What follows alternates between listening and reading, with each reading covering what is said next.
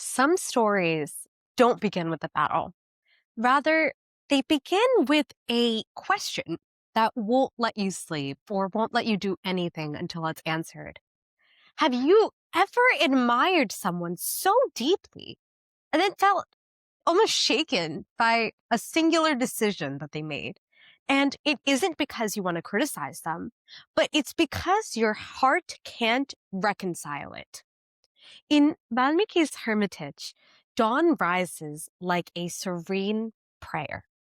Children chant, rivers flow, peace feels real. And yet, at the edge of that same beautiful forest, Sita lives in exile.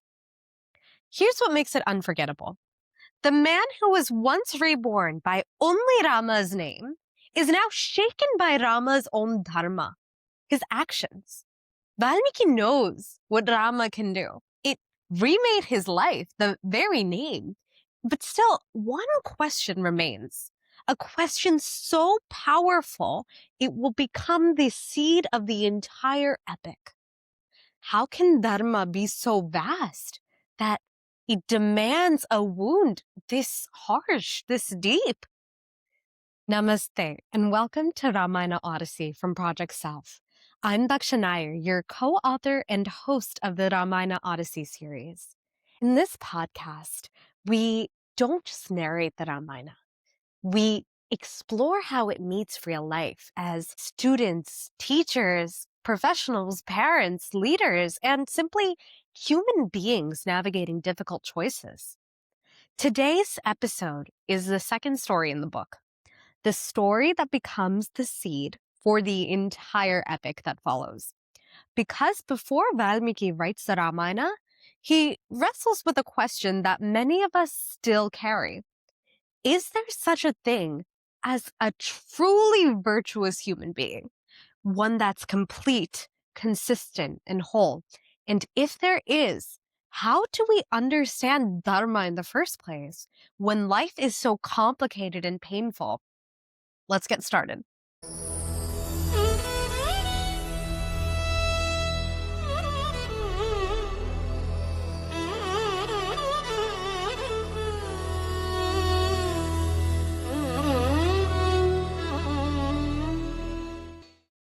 The dawn unfolded gently over the hermitage. Light drifting through the branches like a slow exhale. Birds called across the river. From the inner courtyard rose the rhythm of chanting. Young voices rising and falling like waves, returning to shore. Valmiki sat beneath an ancient tree, the bark cool beneath his palm. Around him, the ashrama breathed with quiet purpose. Disciples tending to sacred fires, reciting verses, learning to listen to both the sound and silence in peace. The air carried the fragrance of wild jasmine and also soft smoke. Peace here was a presence, a type of calm born from discipline and devotion. Valmiki watched the scene with pure gratitude. Once his hands had known the bow and the road, but now those very hands guided seekers themselves towards inner peace. The forest that had once hidden his darker deeds now echoed his prayers with pride. Years had passed since he had emerged from the anthill, reborn not just in name, but in knowing. And through every single internal storm that he faced, one utterance had carried him: Rama. His thoughts drifted to a memory.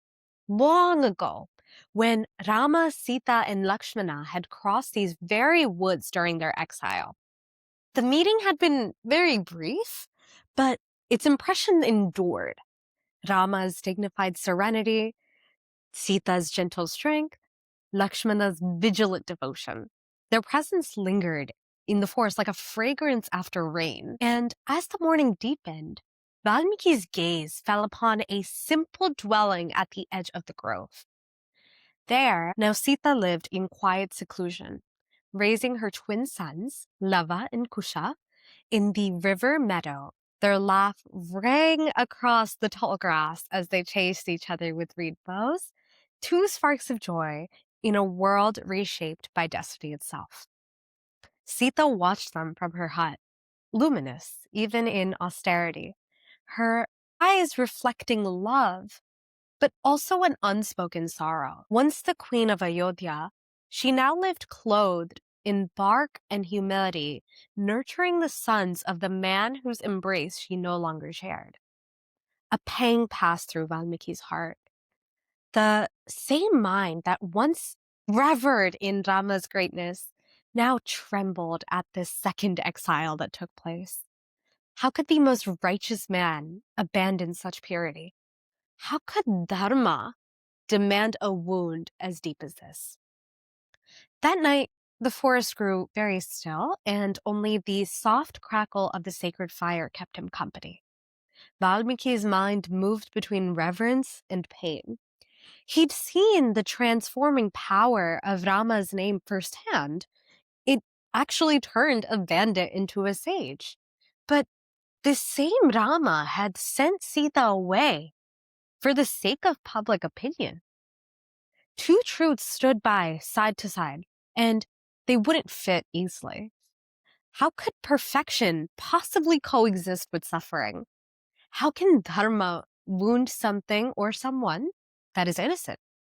These questions didn't come from a place of accusation. Rather, they came from love, from a longing to understand such a complex topic. Valmiki did not wish to judge Rama at all.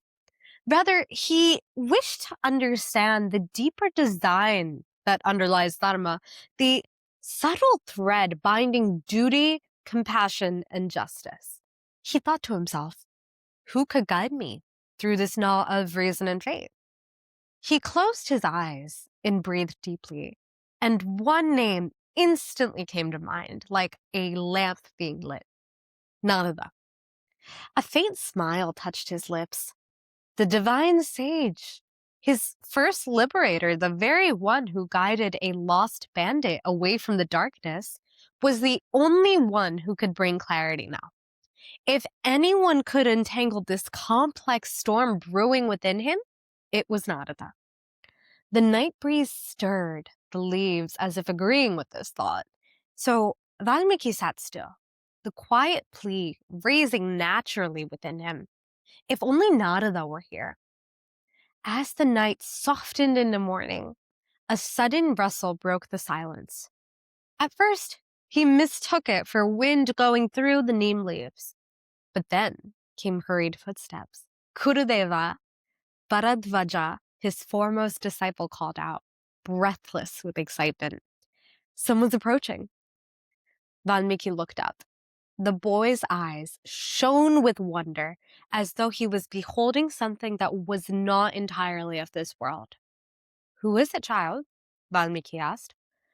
Bharadvaja drew a long, astonished breath. I think it's him, Gurudeva, the sage you revere, the one whose words walk farther than his feet. Even before the disciples gathered, a familiar sound floated through the trees, a soft, luminous thread of mantra, Narayana, Narayana. The sound moved like light through water, steady, clear, and pure. Valmiki's heart stilled, the weight in his chest loosening. He stepped into the sunlight, and along the forest path walked Narada, Veena resting against his shoulder, eyes alive with a joy that is untouched by time. The birds quieted, the breeze softened, and even the trees seemed to bow.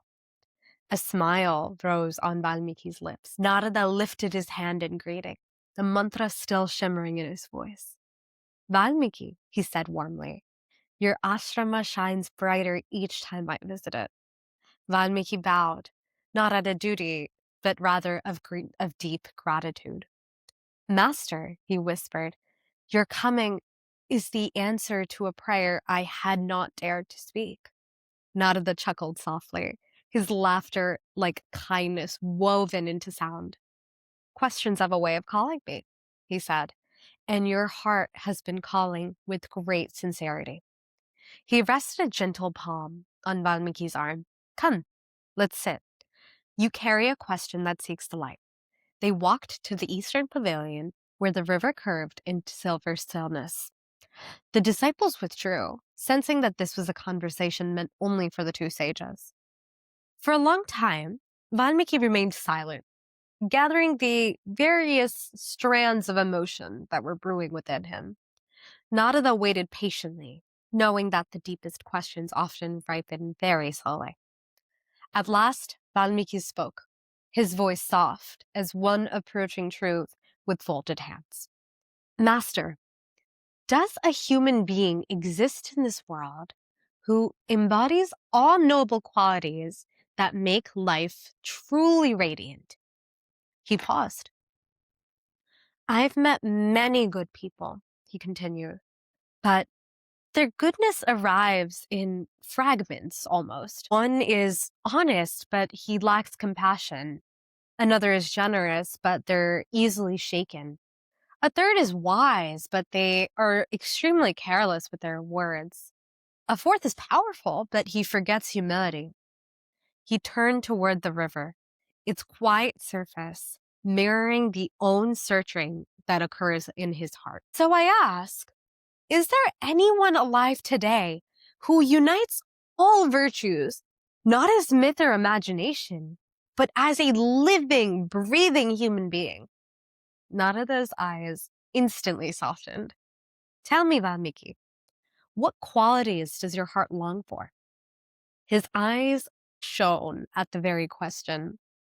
Master, I am not asking about greatness as the world defines it, power, fame, conquest. I'm searching for something far rarer. And then he began to describe the human ideal, not as a list, but more as a longing. One who is truly virtuous, not merely well-mannered, but naturally aligned with goodness.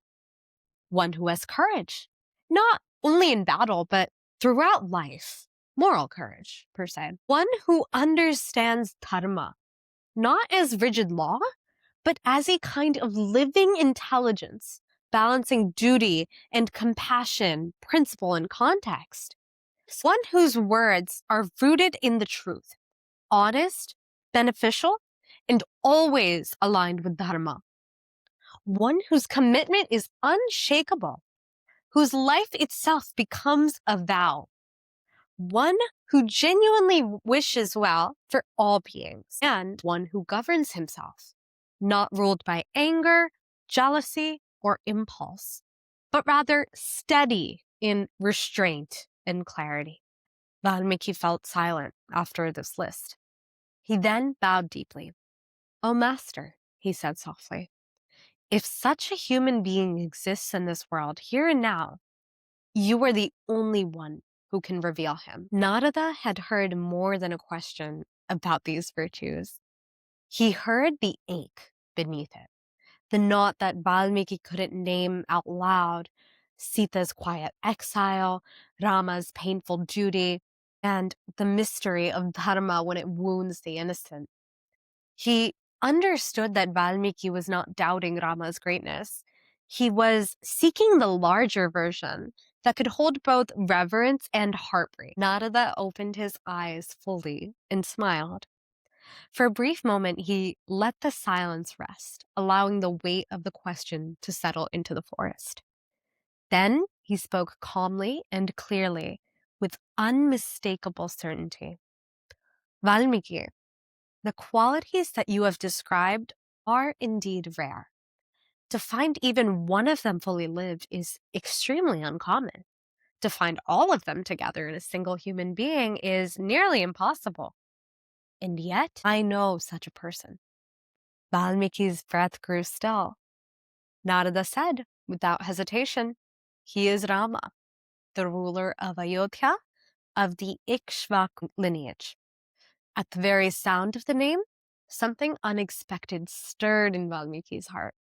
A quiet, almost joy, sudden and unbidden, like a lamp being lit within. Narada noticed the subtle shift and he smiled. For Rama, he continued, his lineage is never a privilege. It's actually a responsibility. Nobility in him is not an inherited status, it's a lived duty. Rama moves among people without distance. No one feels diminished in his presence. Before he governs others, Rama always governs himself. His mind is disciplined. His senses are restrained. In a world driven by impulse, he acts from clarity. He possesses courage that doesn't seek to display itself, but rather he possesses the kind that answers duty. His strength exists solely to protect, never to dominate. There is radiance and composure about him, Narada said. People feel steadied simply by his presence. He's an anchor without command or without force. Valmiki listened intently, and yet the earlier gnaw inside him still lingered. So Narada spoke to the question beneath the question. Valmiki, he said gently, do not look at Rama's life only to see whether he followed dharma. Valmiki lifted his eyes. Look at his life, Narada continued, and see how dharma unfolds through it.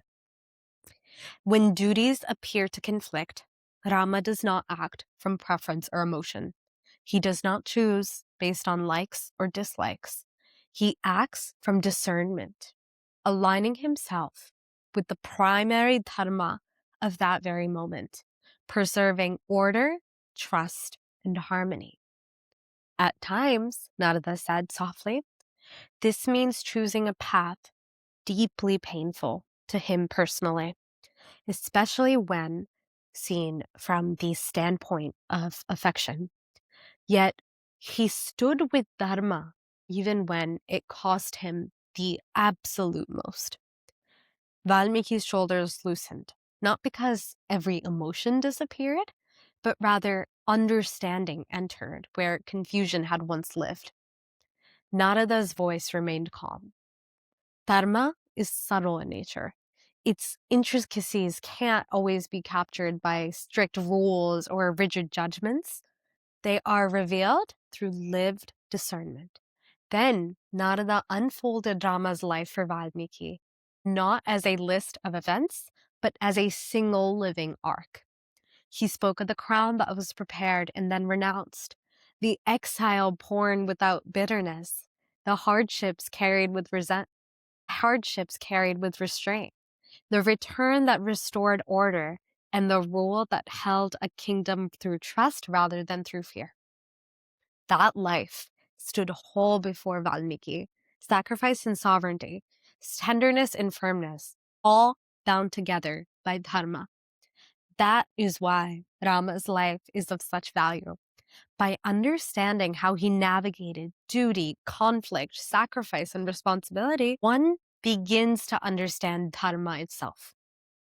Valmiki, Narada said gently, I know why this question arose in you.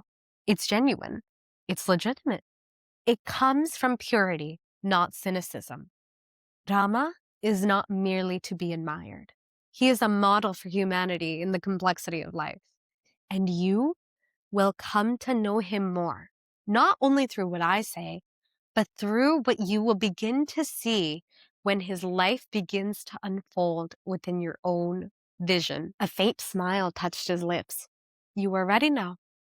The world will need the clarity that you are about to give it. Narada rose to depart. Valmiki stood at once and bowed fully, not with formality, but again with reverence and gratitude. Narada blessed him with a glance and then took his leave. The forest seemed to soften as he walked away, the distant echo of Narayana, Narayana, fading gently into the trees. Valmiki remained seated beneath the ancient tree. The river flowed as before, the birds resumed their calls, yet nothing was the same in the very best way. He sat quietly, hands resting upon his knees, heart full, not with answers alone, but with the unmistakable sense that something vast and sacred was preparing to be born through him. What really moves me about this specific story is not that Valmiki is confused. It's more so why he's confused. This isn't the doubt that a cynic would have. Rather, it's the doubt of someone who has seen transformation. Valmiki is living evidence that the Ramanama can remake a human life. Yet, still, he's forced to undergo and face something more difficult. Dharma isn't always simple. It always isn't emotionally comfortable, and it cannot be judged by a single moment in time. Narada's teaching gives us a lens that feels very timeless. Don't look at Rama's life only to judge whether he followed Dharma. Look at his life and see how Dharma unfolds through it.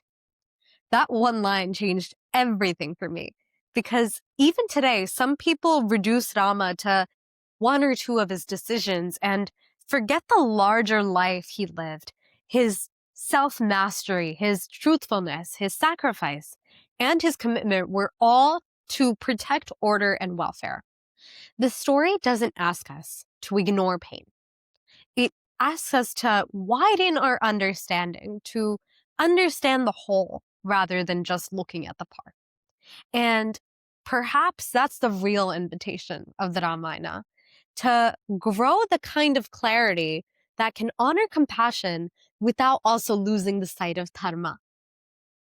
If this episode stayed with you, we'd absolutely love it for you to continue the journey with us. Subscribe to the Ramayana Odyssey podcast, follow Project South on YouTube and social media, and sign up for our free monthly Ramayana newsletter, where we share reflections, practices, and insights from each month's stories. All of the links below are in the comments section below. And next week, we will begin our reflection episode for this story, where I'll be joined by my co-authors, and we will unpack what this teaches us for day-to-day life.